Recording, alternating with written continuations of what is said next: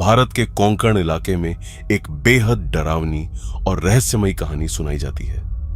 एक ऐसी आत्मा की कहानी जिसे इंसान अपने फायदे के लिए कैद कर सकता है। उस आत्मा का नाम है बयांगी।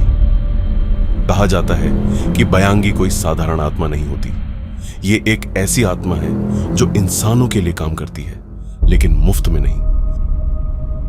लोक कथाओं के अनुसार कोंकण क्षेत्र के कुछ तांत्रिक और काले जादू के जानकार लोग अमावस्या की रात एक खास अनुष्ठान करते हैं। उस अनुष्ठान के दौरान वे एक भटकती हुई आत्मा को पकड़कर उसे एक नारियल के अंदर कैद कर देते हैं। हाँ, एक साधारण सा दिखने वाला नारियल, लेकिन उसके अंदर बंद होती है एक बेचैन आत्मा। उसे ही कहते हैं बयांगी। कहा जाता है कि जो लोग जल्दी अमीर बनना चाहते हैं वे ऐसे तांत्रिकों से वो नारियल खरीद लेते हैं। तांत्रिक उन्हें सख्त हिदायत देता है, नारियल को घर के किसी सुनसान कोने में रखना होगा, किसी और की नजर उस पर नहीं पड़नी चाहिए, हर कुछ दिनों में खास चढ़ावा देना होगा, और सबसे जरूरी 7 साल बाद उस आत्मा को आजाद करना होगा। फिर शुरू होता है डरावना खेल। कहा जाता है कि बयांगी अपने मालिक को धीरे धीरे बेहिसाब दौलत दिलाने लगती है।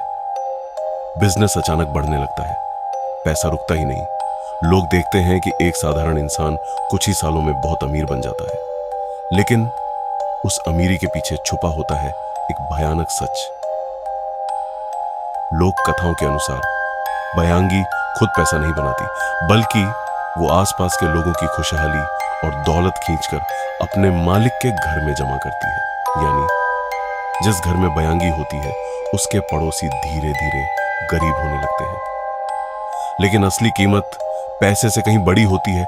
हर बार जब इंसान किसी आजाद आत्मा को अपने फायदे के लिए कैद करता है तो वो आत्मा बदले में बहुत बड़ी कीमत मांगती है, और वो कीमत पैसों से नहीं चुकाई जा सकती। कहा जाता है कि शुरुआत में सब कुछ परफेक्ट लगता है, लेकिन धीरे धीरे बयांगी बेचैन होने लगती है, क्योंकि ज्यादातर लोग 7 साल बाद भी उसे आजाद नहीं करते। उन्हें अमीरी की आदत पड़ जाती है, और तभी शुरू होता है असली श्राप। लोक कथाओं में कहा गया है कि परिवार के लोग अचानक गंभीर बीमारियों का शिकार होने लगते हैं।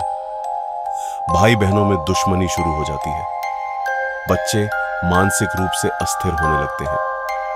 पति पत्नी अलग हो जाते हैं, और कई मामलों में आत्महत्या तक हो जाती है।